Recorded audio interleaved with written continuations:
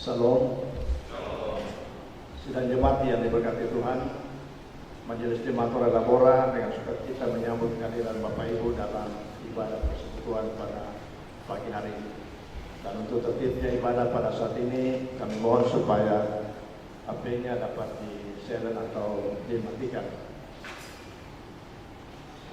Baik, kita masuk pada panggilan beribadah.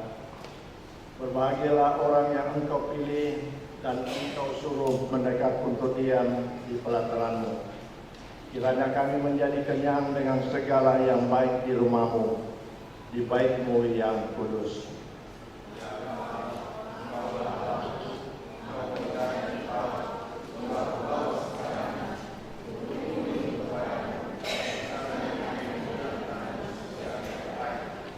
Demikianlah aku memandang kepadamu di tempat kudus, sambil melihat kekuatanmu dan kemuliaanmu.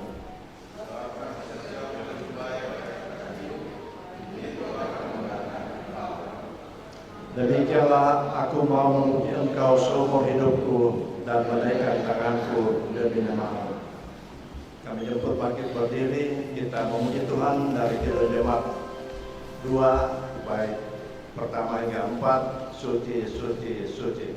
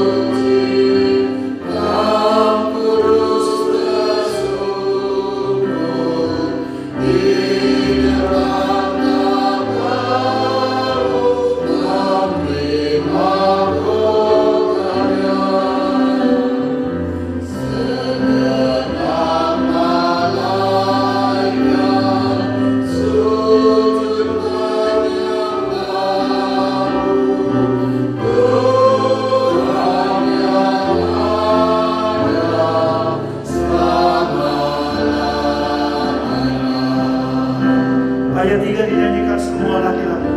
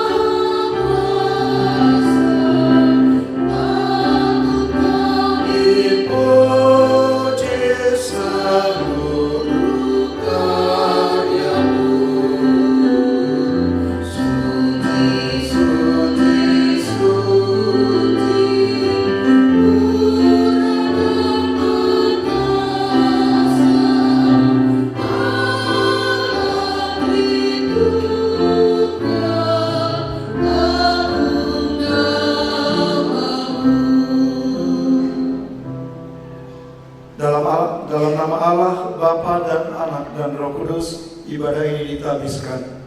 Amin. Bukan bagi mama serta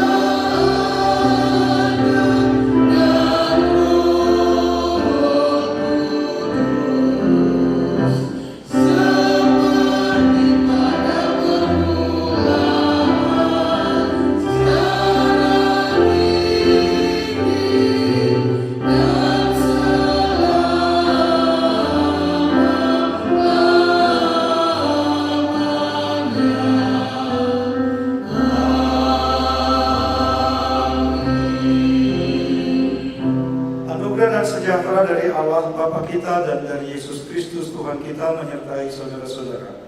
Amin.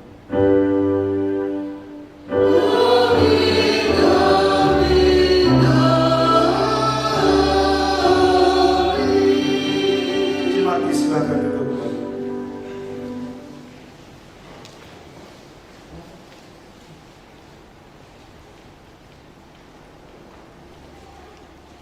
Sidang jemaat yang kekasih, marilah dengan kerendahan hati kita memohonkan pengampunan dari Allah atas segala dosa dan kesalahan kita.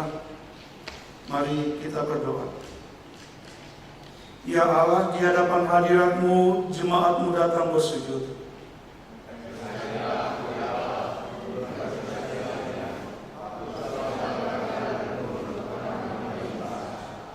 Bersihkanlah aku seluruhnya dari kesalahanku, dan tahirkanlah aku dari dosaku.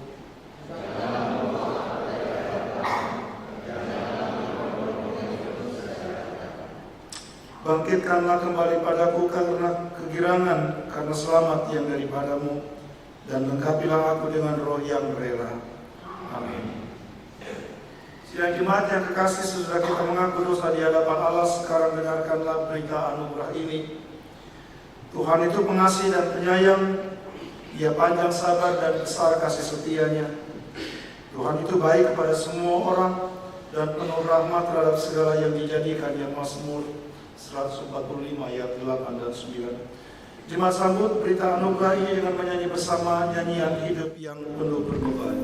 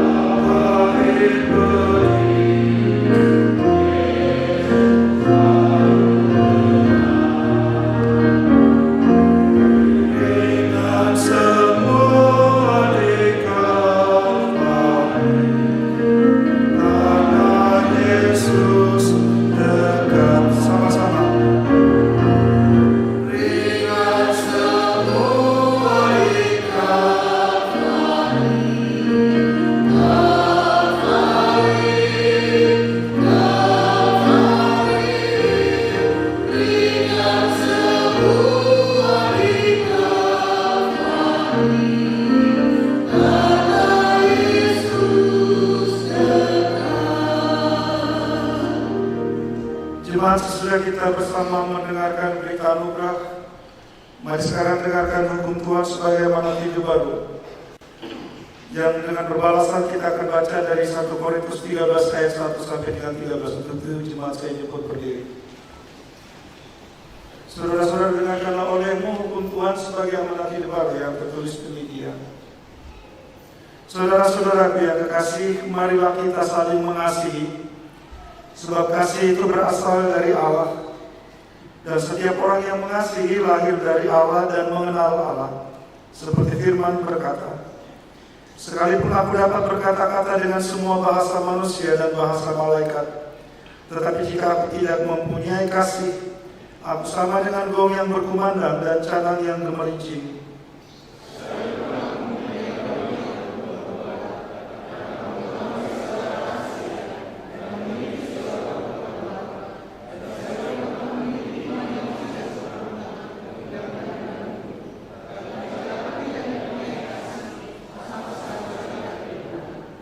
Dan sekalipun aku membagi-bagikan segala sesuatu yang ada padaku, bahkan menyerahkan tubuhku untuk dibakar, tetapi jika aku tidak mempunyai kasih, sedikit pun tidak ada faedahnya bagiku.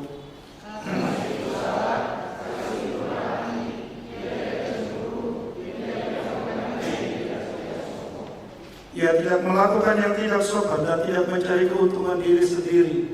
Ia tidak pemarah dan tidak menyimpan kesalahan orang lain.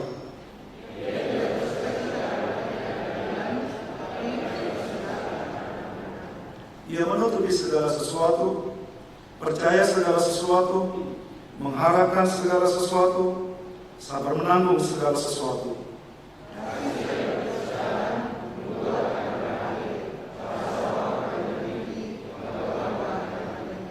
Sebab pengetahuan kita tidak lengkap dan membuat kita tidak sempurna.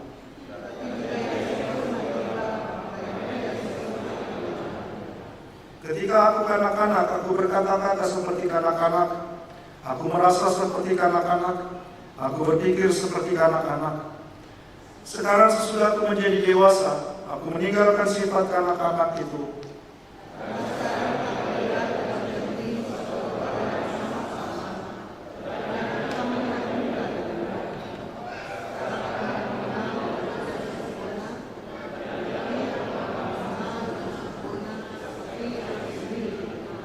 Demikianlah tinggal ketiga hal ini, yaitu iman, pengharapan, dan kasih. Dan yang paling besar di antaranya ialah kasih. Jemaat, sedemikian jauh hukum Tuhan sebagaimana hidup baru, kiranya Roh Kudus membawa kita untuk melakukannya di dalam hidup tiap-tiap hari. Jemaat, silakan duduk sambil kita menyanyi nyanyian kasih Tuhan penuh.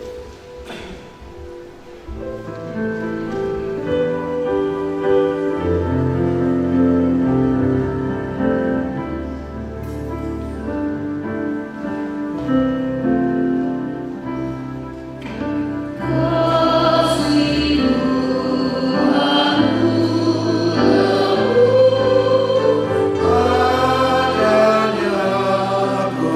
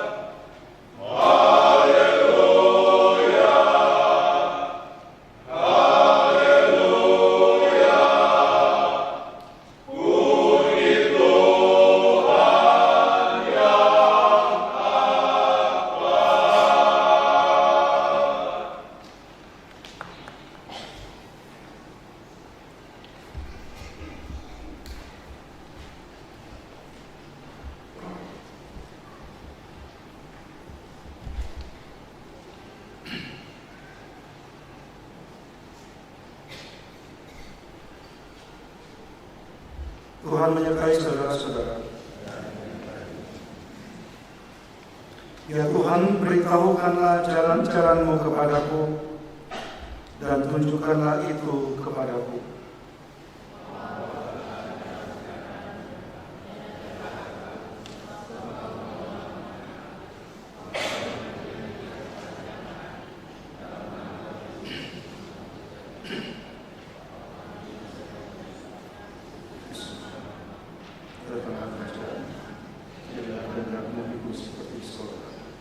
Berikanlah kami pada hari ini makanan kami yang secukupnya, dan ampunilah kami akan kesalahan kami, mengampuni orang bersalah kepada kami. Jangan membawa kami ke dalam pencobaan, tetapi lepaskanlah kami daripada yang jahat. Karena Engkau yang punya kerajaan dan kuasa dan kemuliaan sampai selamanya. Amin.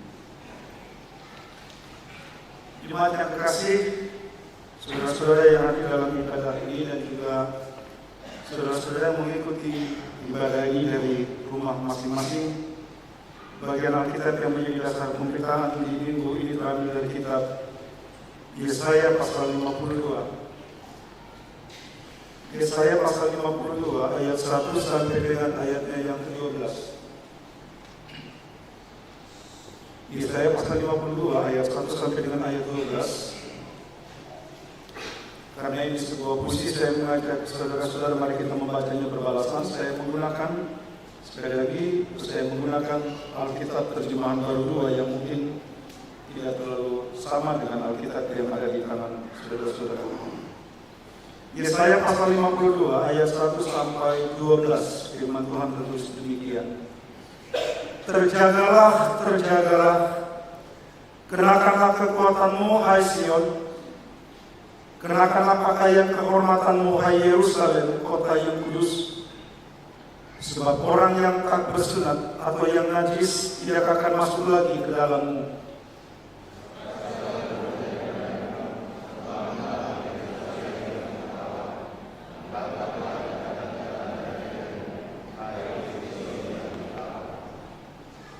Sebab beginilah firman Tuhan, kamu dijual dengan cuma-cuma, maka kamu akan ditebus tanpa bayaran juga.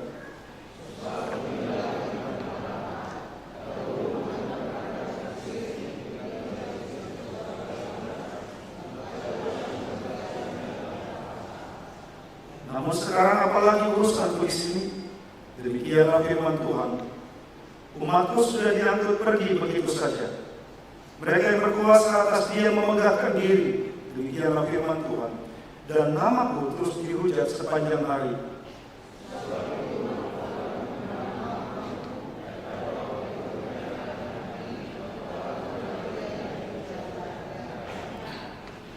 Betapa indahnya di atas bukit-bukit langkah-langkah orang yang membawa berita, yang mengabarkan damai dan sejahtera, dan memberitakan kabar baik, yang mengabarkan keselamatan, dan berkata kepada Sion, Allahmu memerintah sebagai Raja.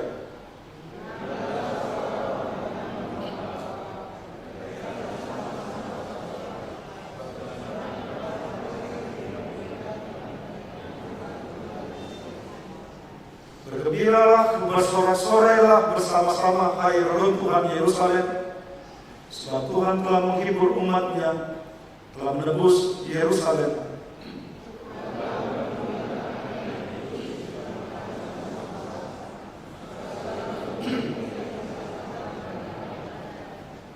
Menjauhlah, menjauhlah, keluarlah dari sana. Janganlah kamu tersentuh oleh yang najis. Keluarlah dari tengah-tengahnya. Sucikanlah dirimu, hai orang-orang yang mengangkat perlengkapan rumah Allah.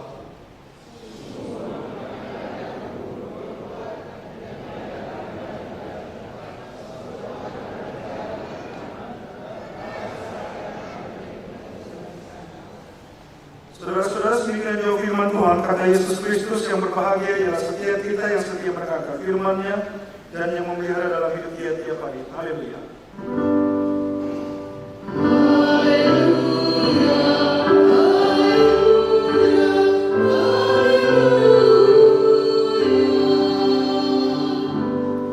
Saudara-saudara, bagi bagian Alkitab yang kita baru baca tadi,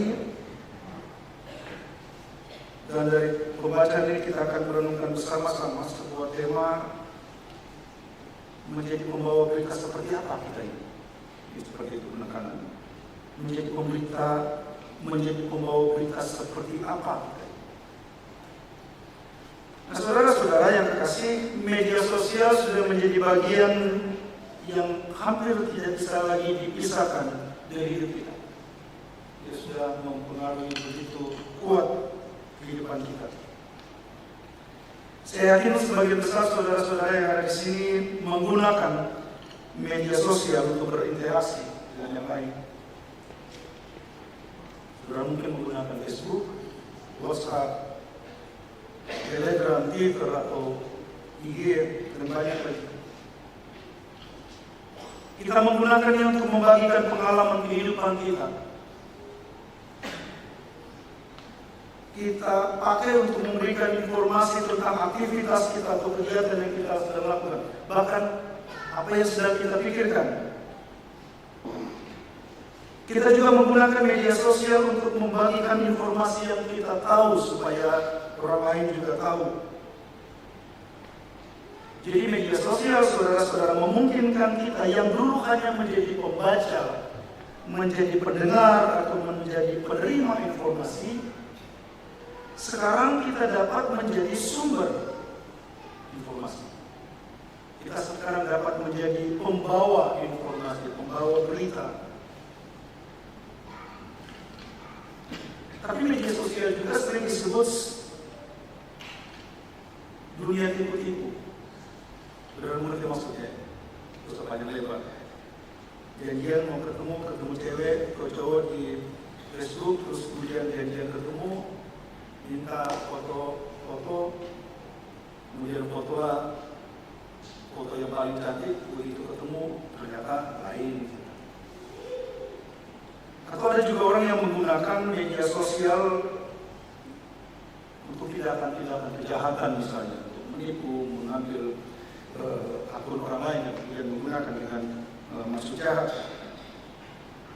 Atau juga ada orang yang menggunakan media sosial untuk menyebarkan berita-berita palsu, berita-berita bohong, hoax, yang tersebut hoax. Jadi saudara-saudara, bagaimana kita menggunakan media sosial kita masing-masing tergantung pada apa tujuan saya menggunakan. Bagaimana saya menggunakan media sosial itu, Facebook dan seterusnya, tergantung pada apa tujuan saya login. Apa yang saya mau tuju dengan menggunakan media sosial ini. Saudara-saudara, saya menggunakan media Facebook sekitar mulai 2009, kalau tidak salah. Saya menggunakan itu supaya saya bisa berinteraksi, berkomunikasi dengan banyak kenalan saudara-saudara, teman-teman waktu masih kuliah misalnya. Kenapa? Karena saya sadar sejak dengan menjadi pendeta Yesultra, karena Yesultra dia ada di luar saudara-saudara, maka saya akan terus berada di sini. Tapi supaya saya dapat menjangkau teman-teman saya yang jauh, yang kemungkinan saya tidak akan pernah ketemu lagi, yang berada di tempat-tempat yang jauh, saya kemudian menggunakan media ini untuk berkomunikasi dengan mereka. Saya jadi tahu bagaimana keadaan mereka, bagaimana kabar mereka, bagaimana keadaan anak-anak mereka, bagaimana pekerjaan mereka. Dan juga saya tahu kalau mereka sudah tidak ada misalnya, membaca postingan yang lain. Atau saya juga dapat menginformasikan kepada mereka, saya baik-baik saja sih, seperti itu. Saya menggunakan media sosial untuk berinteraksi, memberi kabar kepada teman-teman seperti itu. Baru-baru, kalau sudah sempat baca berita, sempat viral, guru SD yang heboh itu, guru.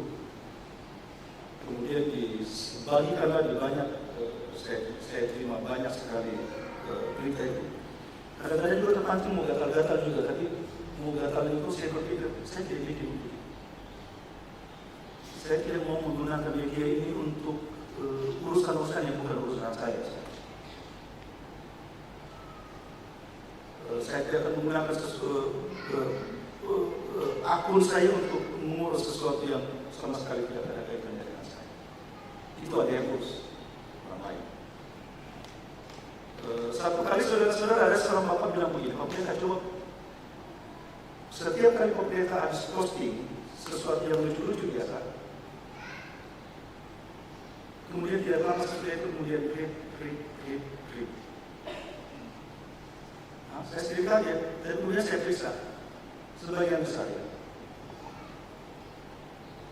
Sampai saat ini saja, ini klip yang ke-8 yang saya informasikan kepada teman-teman yang lain. 8 orang. Baik yang kita kenal sebagai Jumat dan juga yang saya kenal. Sampai kemudian dalam satu postingan saya, ada yang bilang begini, pendeta Rip. Saya kemudian blokir orang. Itu tidak etis sekali kalau ada keluarganya yang baca itu, yang saya ini kemudian baca itu. Nah saudara-saudara, sekali lagi, bagaimana kita menggunakan media sosial kita tergantung apa tujuan yang kita mau capai dengan menggunakan. Kita bisa menggunakan media sosial untuk mendapat cuan misalnya, kita banyak yang tidak bisa lakukan, saudara-saudara bisa paham maksud saya. Tapi saudara-saudara, jauh sebelum aplikasi-aplikasi media sosial yang kita gunakan ini muncul, Alkitab mengungkapkan bahwa orang-orang percaya kepada Yesus Kristus, mereka tidak hanya disebut sebagai murid yang menerima kebenaran dari sumber kebenaran, melainkan mereka juga disebut utusan. Orang-orang Kristen tidak hanya orang-orang yang percaya kepada Tuhan Yesus, mereka tidak hanya disebut murid, tapi mereka juga disebut utusan.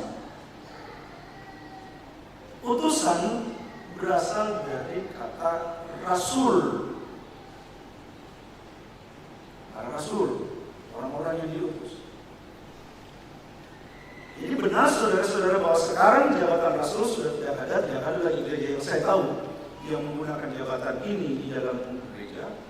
Tetapi tugas kerasulan, tugas pemutusan tetap ada. Saudara perhatikan, kita ibadah, sebentar mau pulang, saudara diutus, pergilah. Jadi sekali lagi, jabatan gereja, jabatan rasul dalam gereja sudah hampir tidak ada, yang saya tahu tidak ada. Tetapi tugas kerasulan gereja, tugas kerasulan saya dan saudara-saudara, tugas pemutusan kita tetap. Matius 15 ayat 15 sampai 16. Lalu ia berkata kepada mereka, Yesus berkata, pergilah ke seluruh dunia, beritakanlah Injil kepada segala makhluk. Siapa yang percaya dan dibaptis akan diselamatkan, tetapi siapa yang tidak percaya akan dihukum. Lukas 24, 46 sampai 47, kata Yesus kepada mereka, ada tertulis demikian, Mesias harus menderita dan bangkit dari antara orang mati pada hari yang ketiga, dan lagi dalam namanya berita tentang pertobatan dan pengampunan dosa harus disampaikan kepada segala bangsa, mulai dari Yerusalem. Dalam Roma pasal 10 ayat 13 sampai 17, saudara-saudara, di sana Paulus berkata begini. Sebab barang siapa yang berseru kepada nama Tuhan akan diselamatkan, tetapi bagaimana mereka dapat berseru kepadanya jika mereka tidak percaya kepada Dia? Bagaimana mereka dapat percaya kepada Dia jika mereka tidak mendengar tentang Dia? Bagaimana mereka mendengar tentang Dia jika tidak ada yang memberitakannya? Dan bagaimana mereka dapat memberitakannya jika mereka tidak diutus? Jadi saudara-saudara, perintah memberitakan Injil, perintah menjalankan tugas kerasulan kita, ternyata bukan hanya tugas para rasul yang namanya kita baca di sini, Tetapi ini juga menjadi tugas setiap orang percaya, tugas saya dan saudara-saudara. Jadi, sama seperti yang saya bilang di awal tadi, bagaimana kita menggunakan media sosial itu tergantung pada bagaimana apa tujuan kita menggunakannya.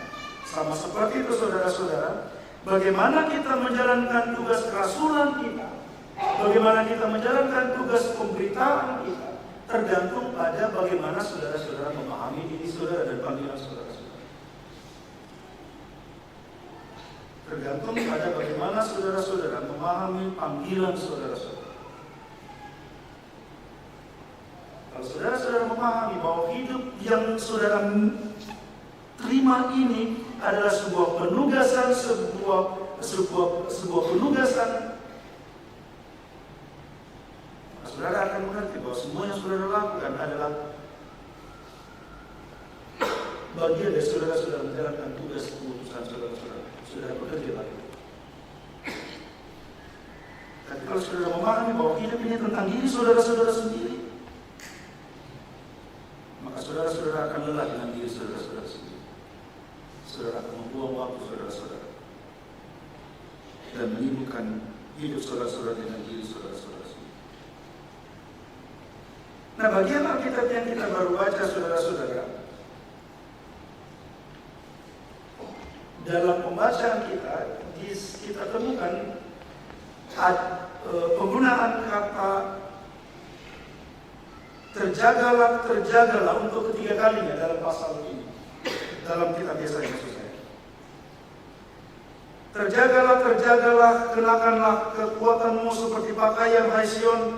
Kenakanlah pakaian kehormatanmu, hai Yerusalem, kota yang kudus. Sebab tak seorang pun yang tidak bersunat atau yang najis akan masuk lagi ke dalammu. Kebaskanlah daripadamu, bangunlah Yerusalem yang tertawan. Tanggalkanlah ikatan-ikatan dari lehermu, hai putri Sion yang tertawan. Sebab beginilah firman Tuhan, kamu dijual tanpa pembayaran, maka kamu akan ditebus tanpa pembayaran. Ayat 1 sampai ayat 3. Nah, di sini saudara-saudara, Allah berbicara kepada umatnya Israel. Allah berkata bahwa saat penyelamatan mereka sudah tiba. Allah akan mengeluarkan mereka dari tanah tempat di mana mereka ditawan di Babel. Tapi kalau saudara periksa pasal sebelumnya dalam pasal 51 ayat 19, di sana saudara temukan pertama kali kata terjagalah muncul.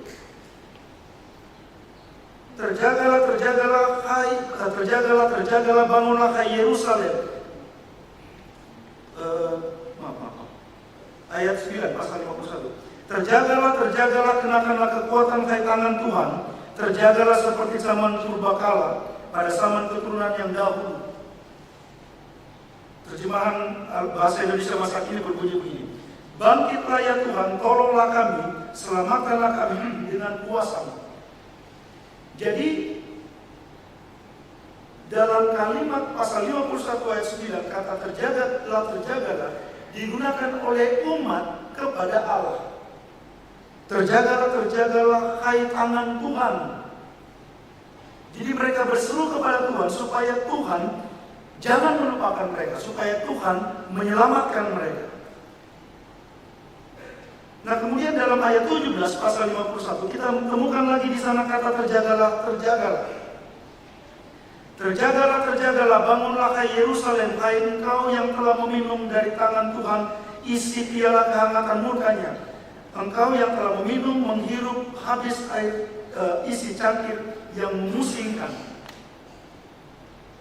Pada kalimat terjagalah dalam ayat 17 ini saudara-saudara, di sini kita mendengar seruan dari Nabi Yesaya sendiri.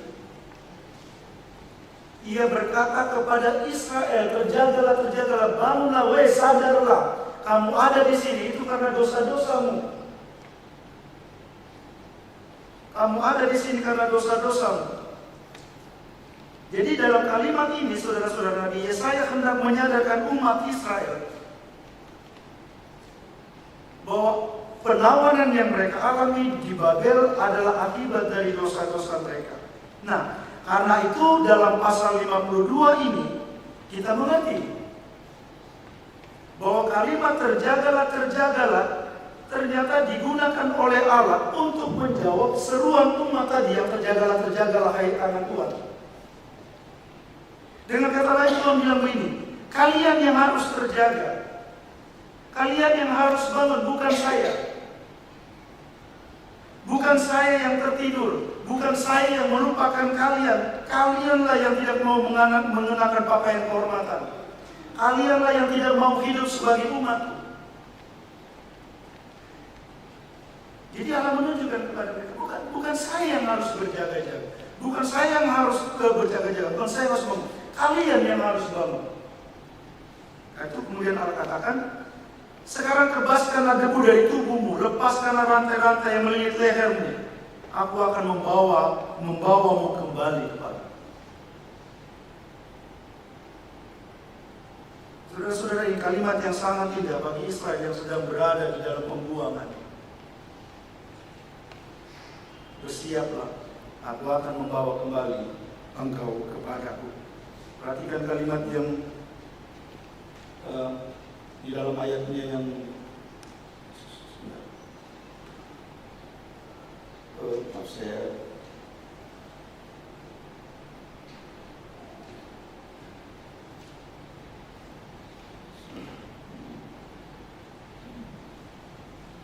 saya cari kata di mana tadi Allah katakan kamu akan ditebus dengan cuma-cuma.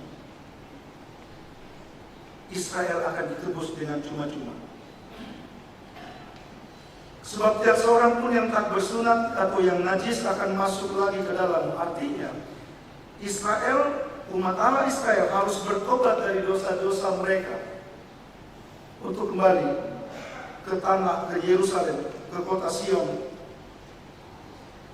Nah, saudara-saudara yang kekasih, Nabi Yesaya sama sekali tidak tahu kapan Allah akan bertindak. Allah sendiri tidak pernah mengungkapkan kapan ia akan bertindak.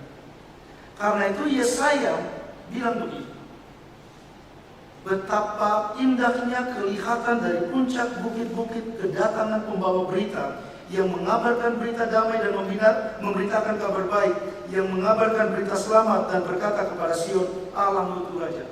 Karena Yesaya tidak tahu, Yesaya membayangkan, Yesaya menubuatkan indahnya kalau berita itu datang.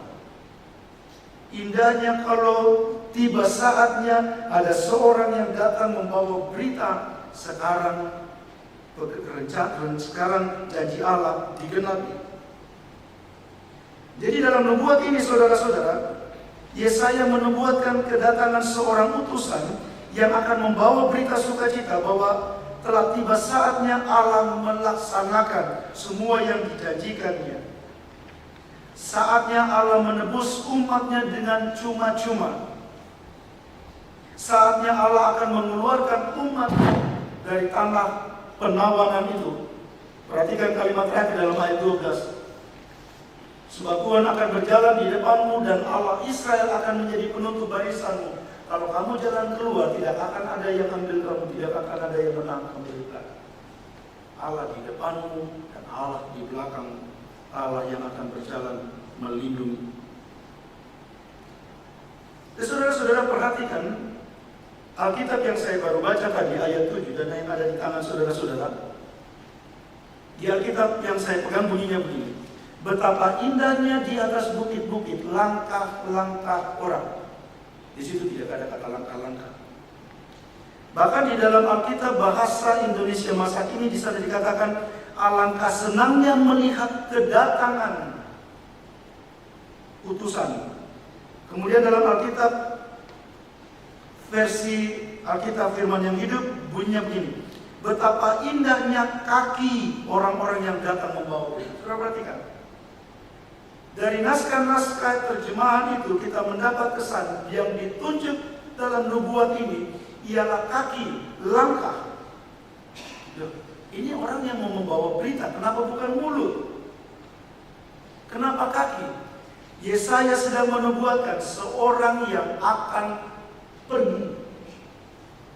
Seorang yang akan pergi membawa berita. bukan saja beritanya yang akan disampaikan, tetapi Yesaya menunjuk bahwa orang itu berharga. Orang yang datang itu berharga. Nah, dalam Roma pasal 10, saudara-saudara, yang saya baca di awal tadi, Paulus mengutip bagian dari kitab Nabi Yesaya ini. Betapa indahnya kedatangan mereka yang membawa kabar baik. Yesaya ini ditujukan kepada orang-orang Israel, saudara-saudara, dan telah digenapi. Yesus telah datang.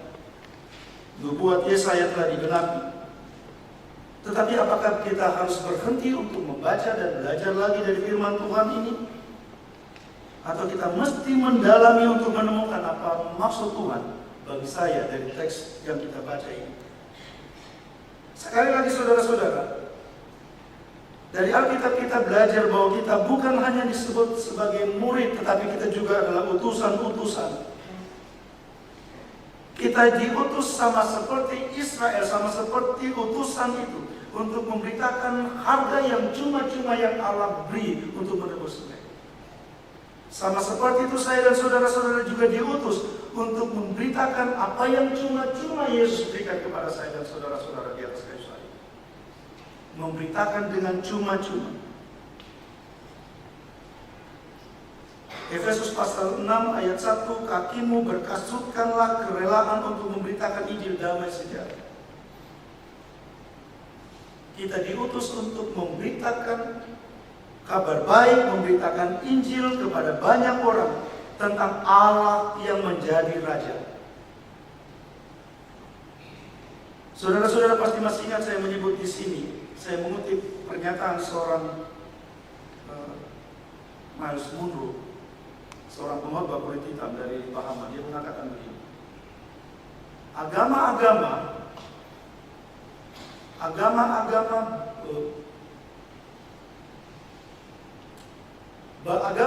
mempersiapkan manusia untuk pergi ke surga. Agama-agama mempersiapkan manusia untuk pergi ke surga. Bagaimana caranya masuk surga? Itu agama. Tapi dia bilang begini, tetapi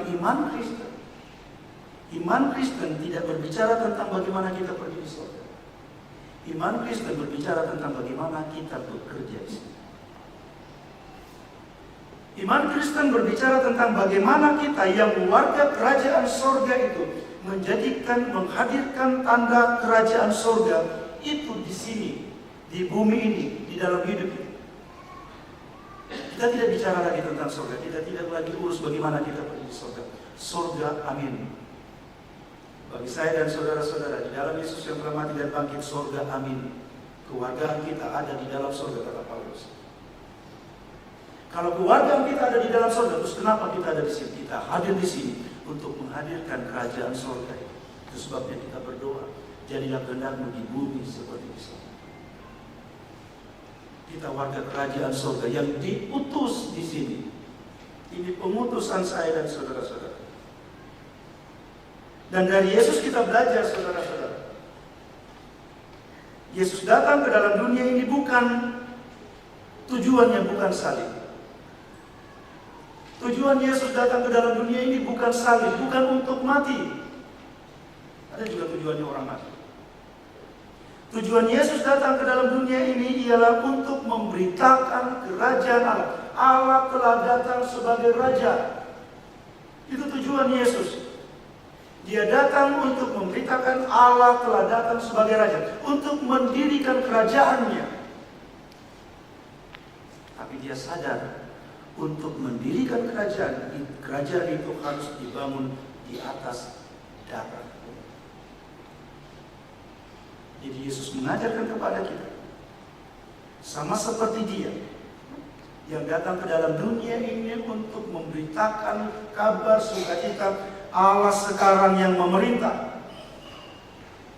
Jadi Allah tidak memerintah di surga, saudara-saudara. Allah tidak, ayo kita pergi ke surga, di sana saya perintahkan dia, tidak. Allah di surga dan Dia memerintah di sini. Saya dan saudara-saudara adalah alat-alat Allah di dalam dunia ini. Kita semua adalah utusan-utusannya. Kita semua bekerja bagi Allah di sini. Kalau kita bekerja bagi Allah di sini, kita bekerja sebagai utusan-utusannya, maka ketika tugas kita selesai, maka kita kembali. Ketika tugas panggilan kita telah selesai, maka kita akan kembali. Karena itu saudara-saudara, tugas kita ialah memastikan bahwa berita yang kita sampaikan benar. Bahwa kita menggunakan kehidupan kita untuk menjadi sebuah kesaksian berita yang benar tentang Yesus Kristus. Sama seperti Israel, saudara-saudara. Dasar sukacita kita, dasar kegembiraan kita untuk memberitakan tentang kerajaan Allah itu ialah bahwa Yesus telah mati bagi kita. Ia telah menebus kita dengan cuma-cuma. Saudara-saudara dan saya adalah orang-orang yang telah ditebus dengan cuma-cuma oleh Allah. Adakah kegembiraan yang jauh lebih dalam daripada ini, saudara-saudara? Kita telah ditebus. Makanya kita menyanyi, kita sudah ditebus oleh, kita sudah ditebus. Dan dasar penebusan itulah yang kemudian mendorong kita untuk bercerita. Kita punya program kemarin, suku-suku kasih. Kita punya program mendanai orang-orang atau kelompok untuk pergi memberitakan dia. Tapi itu tidak berarti kita berhenti. Itu tidak berarti kita berhenti. Setiap minggu berita tentang pengutusan kita itu diperdengarkan. Sekali lagi saudara-saudara ingat dalam liturgi kita. Sesudah kita berdoa, Tuhan, kami siap mendengarkan firman-Mu. Sesudah kita mendengar firman, kita tidak tinggal terus di sini, kita mesti pergi. Kita menggunakan semua sumber daya kita, menggunakan semua yang ada pada kita untuk bersaksi tentang Allah sekarang yang memerintah. Waktu saya mengutip itu yang pernyataannya pendeta Miles Munro, bahwa waktu saya selalu katakan kita bukan lagi orang-orang yang mencari surga. Ada yang kemudian kritik, ada yang bilang, Pak Pendeta bilang kita bukan orang-orang yang mencari surga. Tapi kenapa kita selalu bilang carilah dahulu kerajaan Allah? Kerajaan Allah yang dimaksud tidak berarti menuju ke surga. Kerajaan Allah yang dimaksud ialah mencari kehendak Allah, mendahulukan, memprioritaskan kehendak Allah. Di mana? Di sini, di dalam hidup ini, saudara-saudara. Karena itu di mana kita bekerja, kita mesti memastikan di sini Allah sedang memerintah. Dia memerintah saya, Dia mau supaya kehendaknya dikerjakan di sini. Saudara bisa mengajukan, menyatakan, menggunakan kalimat ini di tempat di mana saudara-saudara pergi sebentar. Besok aku katakan. Di mana saudara-saudara pergi, saudara-saudara mesti bilang, ini tempat di mana Allah menyatakan pemerintahannya. Ini tempat di mana saya mesti memberitakan Allah adalah Raja. Allah adalah Raja, saudara-saudara. Yang saudara-saudara layani dengan kerja saudara-saudara, dengan cerita saudara-saudara. Jadi sama seperti yang saya mulai tadi dengan menggunakan media sosial. Kalau saudara menggunakan media sosial hanya untuk kepentingan bodoh-bodoh saudara-saudara, hanya untuk pamer, posting, selfie dan seterusnya, atau saudara dapat menggunakan itu untuk bercerita tentang siapa yang saudara-saudara percaya. Saudara-saudara dapat menggunakan itu untuk bercerita tentang siapa yang saudara-saudara percaya. Karena itu jemaat Tuhan yang kekasih dalam Yesus Kristus, firman Tuhan hari ini mengingatkan kita semua. Kita adalah utusan-utusan. Kita adalah pemberita-pemberita, pembawa kabar itu. Karena itu baiklah seluruh hidup kita menjadi sebuah pemberitaan tentang Allah yang menjadi Raja kita. Kiranya Tuhan Yesus memberkati. Amin. Jemaat saya jemput berdiri, kita bersama-sama mengikrarkan pengakuan iman.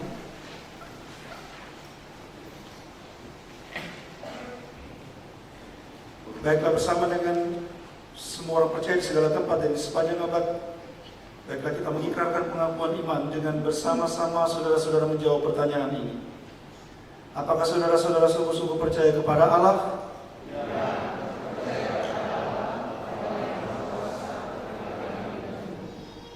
Apakah saudara-saudara sungguh-sungguh percaya kepada Yesus Kristus?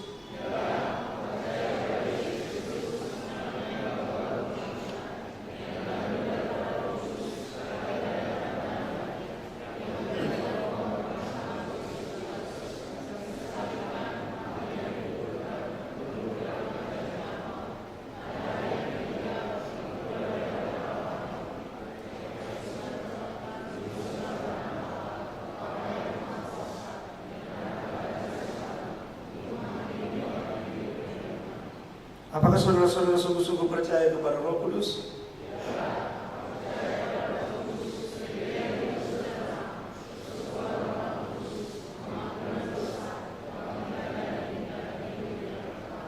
Jemaat disilakan duduk kembali. Kita akan mendengarkan kesaksian pujian dari anak-anak binaan Panti Asuhan Harapan Baru Lambuya. Dipersilakan anak-anak.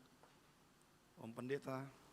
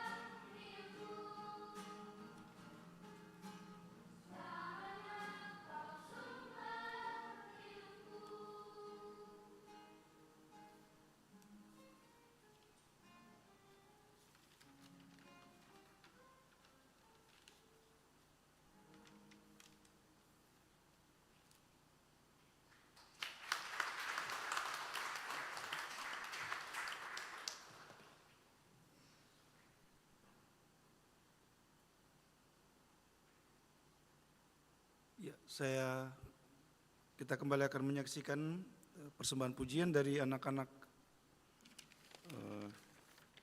Persik SMA 5 Kendari. Masih ada? Ya. Masih? Ya, silakan anak-anak.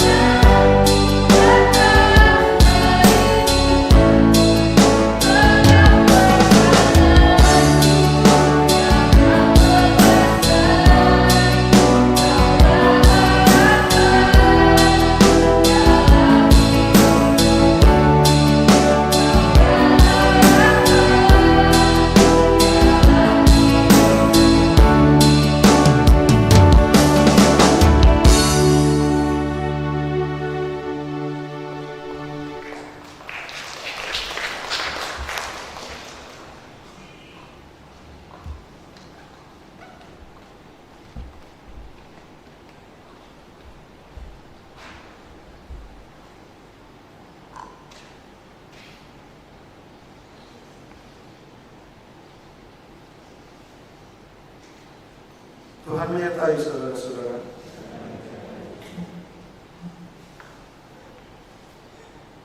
Kami menghampiri kekudusan-Mu dengan syukur Bapa di dalam surga. Kami berterima kasih untuk setiap hal yang kami terima dari tangan-Mu sampai saat ini. Bahkan kami mengucap syukur untuk rancangan yang Kau siapkan bagi kami di hari ini, bahkan di minggu, bahkan sepanjang hidup kami. Karena itu kami mohon kepada-Mu, terus tolong kami untuk selalu mengerti dan memahami rancangan kehendak-Mu atas hidup kami. Ketika kami mendengar berita firman-Mu seperti sekarang ini, tolonglah kami untuk memahaminya, supaya dengan berjalan mengikuti cara jalan-jalan Tuhan, kami menikmati apa yang Tuhan sediakan bagi kami. Kami datang kepada-Mu mengucap syukur Bapa di dalam surga. Oleh karena Engkau yang terus setia melayani kami, anak-anak-Mu, supaya kami semakin bertumbuh di dalam pengenalan akan Dikau. Dan supaya kami semakin dalam mengenal siapa kami di dalam dunia ini, untuk apa kami ada di sini. Karena itu kami sudah mendengarkan firman-Mu, dan biarlah ya Allah, Engkau dan Roh Kudus menolong kami untuk memahaminya lagi, terutama untuk melakukannya dalam hidup yang Tuhan percayakan kepada kami, dengan mengerti bahwa kami ada di sini untuk mengerjakan pekerjaan-pekerjaan Allah sebagai utusan-utusan Kristus di dalam dunia ini. Karena itu Bapa di dalam surga, sebentar kami akan berpisah satu dengan yang lain dari tempat ini. Kami akan kembali melanjutkan hidup kami, masuk ke dalam rumah tangga kami, kembali melanjutkan aktivitas tanggung jawab kerja kami masing-masing. Mungkin beberapa anak-anak-Mu akan kembali melanjutkan pekerjaan-pekerjaan mereka sesudah dari tempat ini. Sebagian besar anak-anak-Mu akan kembali melanjutkan tanggung jawab pengabdian mereka besok, dan seterusnya. Kami mohon kepada-Mu penyertaan Tuhan, supaya dimanapun mereka pergi sebagai utusan-utusan-Mu yang memberitakan Kristus yang menyelamatkan dalam seluruh hidup mereka, dalam kata dan perbuatan mereka, dalam setiap cara mereka memperlakukan orang-orang lain. Anak-anak-Mu yang mengabdikan diri mereka sebagai aparatur sipil negara, sebagai TNI dan Polri, sebagai tenaga medis, tenaga pengajar, anak-anak-Mu yang bekerja di berbagai bidang lapangan pekerjaan, beberapa anak-anak-Mu menjalankan usaha-usaha dari dalam rumah mereka. Berkati sertai Bapa, supaya tempat di mana mereka bekerja menjadi tempat di mana mereka bersama-sama Tuhan, mereka melayani Tuhan, mereka memberikan segala yang terbaik bagi Tuhan. Bapa, terima kasih untuk setiap cara memberkati hidup bersama kami, yang Kau nyatakan melalui 1 tahun usia yang Kau karuniakan dalam kehidupan saudara-saudara kekasih kami. Seharusnya mereka yang Kau tambahkan 1 tahun usia antara tanggal 21 sampai dengan tanggal 27 Oktober ini, sebagai pribadi dan sebagai bagian dari keluarga pernikahan sebagai suami dan istri. Seharusnya Bapak, hari ini kami datang menyebut di hadapan kekasih kami, Rizky Dwi Cahyadi Ratu, kekasih kami Stefri Setna Petrus.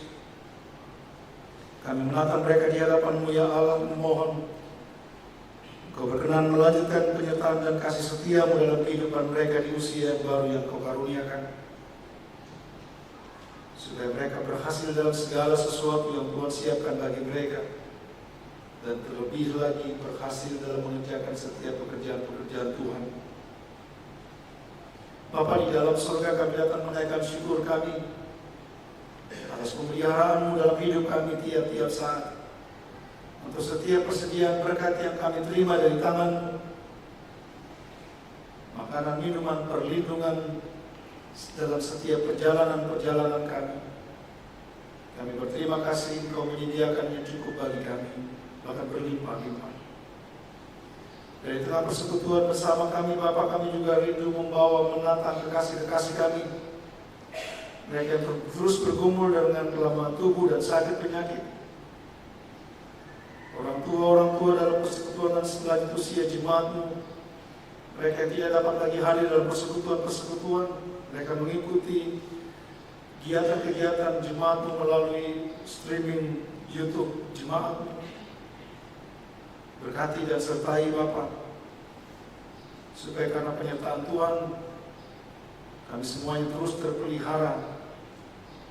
Entah kami bersama-sama, entah kami terpisah satu dengan yang lain. Kami datang terus menyebut di hadapan-Mu kekasih-kekasih kami, Bapa. Mereka yang bergumul dalam kelemahan tubuh dan sakit penyakit.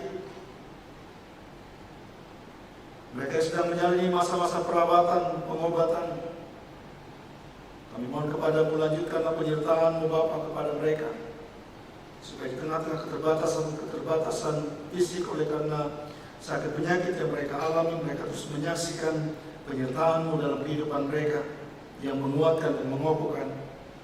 Kami menyebut kekasih-kekasih kami, Bapak Yohanes Kaloto, Ibu Lefran Kalaeng, Bapak Markus Rombe, Saudara Meyer Tandi Payung, Saudara Simpson Gau, Bapak Amari Makara, Ibu Yesna Bonde, Ibu Ana Suarsi, Ibu Yeni, kekasih kami Bapak Paulus Tandi Pailang, Bapak Erik Bansin, Bapak Pendeta F.M. Bonde, Diaken Agus Patendean, anak kekasih Eden, Ibu Bayu Adi, Ibu Lisa Kodo.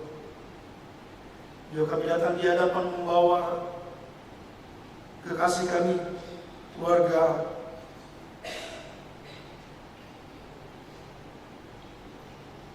Batu Padang di tengah-tengah duka cita yang mereka alami. Kami mohon kepada-Mu penyertaan Bapa, kuatan Engkau karuniakan dalam kehidupan Bapak Matius dan Ibu yang pada hari ini berada di Makassar untuk mendampingi anak dan cucu kekasih menghadapi duka cita mereka. Kami terus berdoa memohon Engkau menopang mereka, Bapa. Menopang Bapak dan Ibu Matius Batu Padang,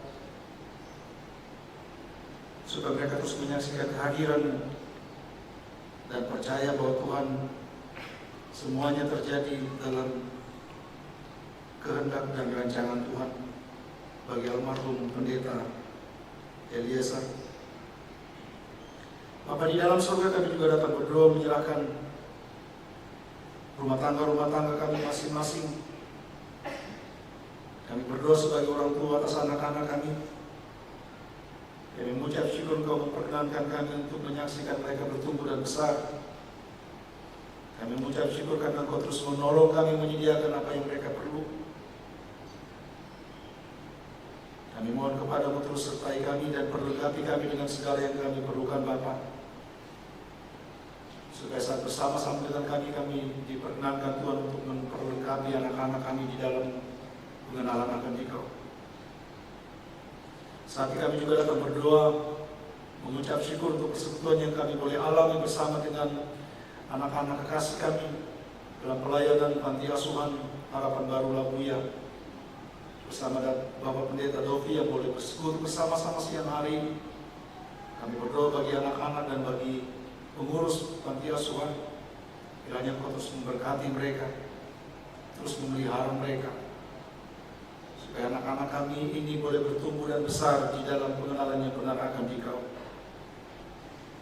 Kami juga datang berdoa, Bapak, menyerahkan setiap pelayanan kami sebagai gereja-Mu. Kami sebagai pendeta, penatua diaken, pengurus lain kategorial, tata usaha kostur pekerja gereja, tim musik multimedia, posyankas jemaat-Mu, BP3 jemaat-Mu, panitia-panitia yang bekerja dalam lingkup jemaat-Mu, pengasuh dan guru sekolah minggu dan kebaktian remaja. Kami berdoa memohon kiranya Kau terus menyertai kami bersama dengan semua keluarga-keluarga yang tersebar di lima rayap pelayanan, supaya kami masing-masing yang tersebar menjadikan kehidupan kami sebagai kesaksian tentang Kristus yang menjadi Raja atas hidup kami. Kami juga datang berdoa menyerahkan lansia jemaat yang pada hari ini akan kembali dari perjalanan dari Makassar. Terima kasih Bapa di dalam surga atas semua yang Kau perkenankan dijalani, dialami. Dan biarlah sama seperti Tuhan bawa mereka, seperti itu juga Tuhan bantar pulang, supaya mereka boleh kembali berkumpul bersama keluarga dan juga jemaat. Terus lindungi dan sertai kami masing-masing ini Bapa. Dalam semua hal yang kami rencanakan sepanjang minggu baru ini, tolonglah kami. Supaya kami kembali mengalami dan menikmati lagi kasih dan perlindungan Tuhan. Sampai kami boleh kembali datang kepadamu dengan membawa syukur, puji-pujian kami. Oleh karena Engkau memelihara hidup kami dengan sempurna. Terima kasih Bapa di dalam surga. Kami juga datang berdoa sebagai bagian dari bangsa dan negara ini. Kami mengucap syukur untuk pemerintahan yang baru, presiden dan kabinet yang baru yang Kau anugerahkan. Kami percaya ini bagian dari cara untuk menyatakan, untuk mendatangkan tanda kehadiran-Mu dan kuasa-Mu.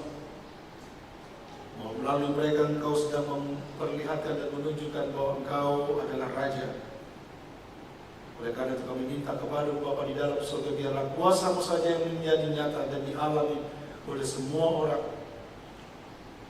secara negara Republik Indonesia ini.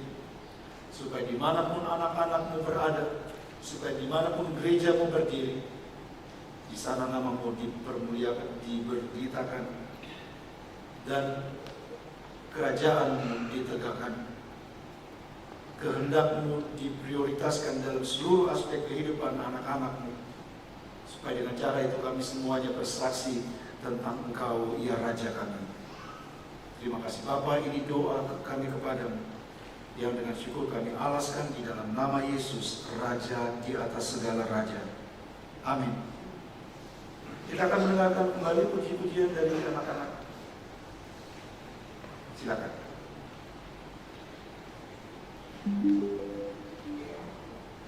Ayo semangat.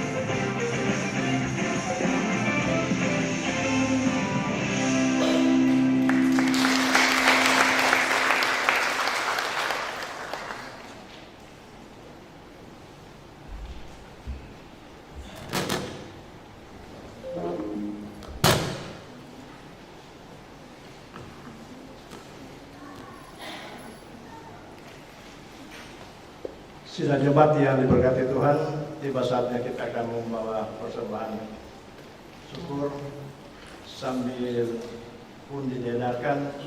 Kita menyanyi dari Kidung Jemaat 295 bait pertama hingga selesainya persembahan didengarkan.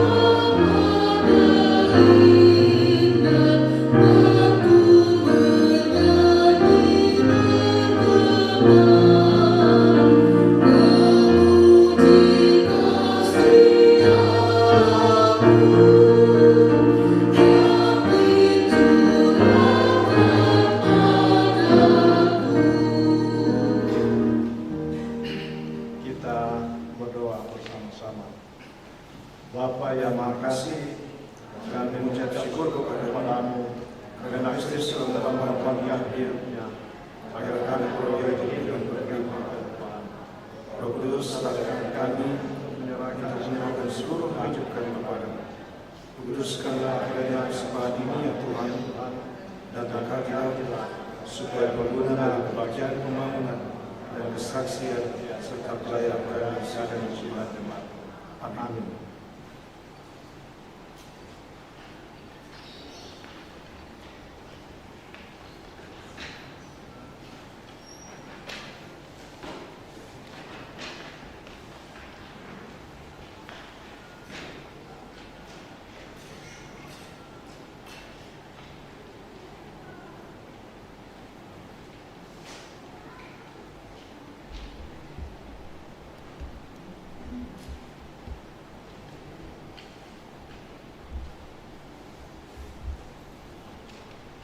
Kita mendengarkan warta jemaat tanggal 27 Oktober 2024. Kita masuk langsung pada poin yang ketiga, pelayanan khusus.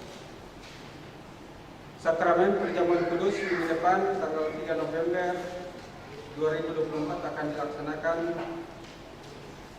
Perjamuan kudus, kiranya anggota jemaat dapat mempersiapkan diri untuk mengambil bagian dalam perjamuan tersebut. Yang berikutnya, ibadah rumah tangga tidak ada perubahan di Rayon 4 dan Rayon 5. Selanjutnya penyampaian. Pemberkatan nikah saudara Freddy Rizal dengan CPM akan dilaksanakan pada hari Sabtu tanggal 9 November 2024 pelayan Pendeta Elasar N. Bonde STH. Dan hari ini juga ada aksi dana dari Panitia Natal Persik SMA 5 Kendari dalam bentuk penjualan makanan jadi. Dan minggu depan tanggal 3 November Panitia Penerimaan Mahasiswa Baru Ikatan Pelajar dan Mahasiswa Papua Pegunungan Tengah akan melaksanakan pencarian dana dalam bentuk puji-pujian dan penjualan B2.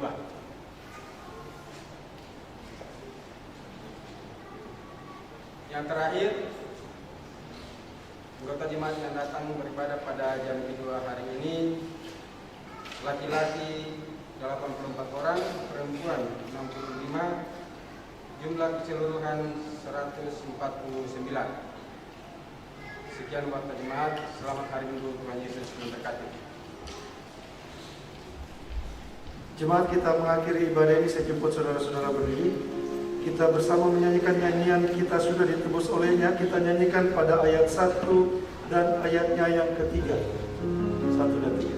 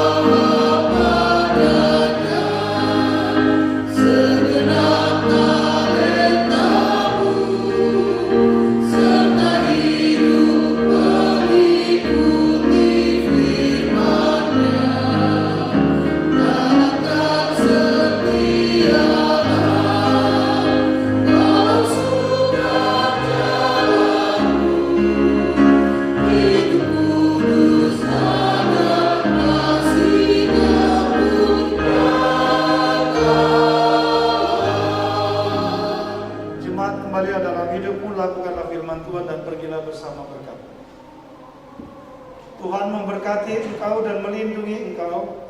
Tuhan menyinari engkau dengan wajah-Nya dan memberi engkau kasih karunia. Tuhan menghadapkan wajah-Nya kepadamu dan memberi engkau damai sejahtera. Amin.